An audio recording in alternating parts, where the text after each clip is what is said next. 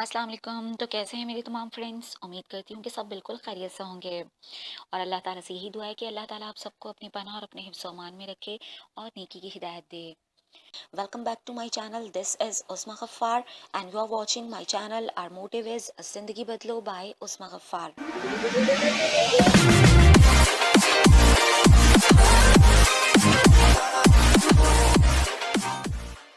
तो आज का जो मेरा टॉपिक है वो है एक बहुत ही अच्छी खूबसूरत छोटी सी नज़म। तो शेयर करते हैं without wasting a single minute. नज़म का टाइटल है मोहब्बत सिर्फ अल्लाह की।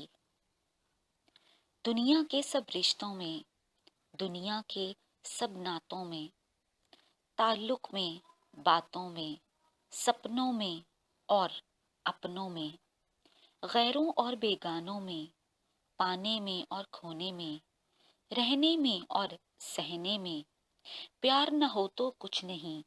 इस प्यार और खुलूस का सबसे ज्यादा हक है सिर्फ अल्लाह का। अल्लाह अर्ज़ो समावात में है, अल्लाह कौनो मकाम में है, अल्लाह हर दिल के पास है, शहरक से भी ज्यादा करीब। क्यों ना आज एक काम करें, इस रिश्ते को बहुत ही खास करें, मजबूती में इजाफा करें, खालिस और पाक करें, इस रिश्ते को बहुत ही खास करें, इश्क हकीकी को आम करें, इस रिश्ते को बहुत ही खास करें, इश्क हकीकी को आम करें। तो ये थी आज की एक छोटी सी नज़म। उम्मीद करती हूँ आपको पसंद आई होगी। और इस नज़म के ज़रिए से मैसेज सिर्फ यही है कि जिस तरह से हम इंसानों से मोहब्बत करते हैं, सबसे ज़्यादा मोहब्बत का हकदार अगर कोई है इस दुनिया में तो वो है सिर्फ और सिर्फ अल्लाह ताला की ज़ात।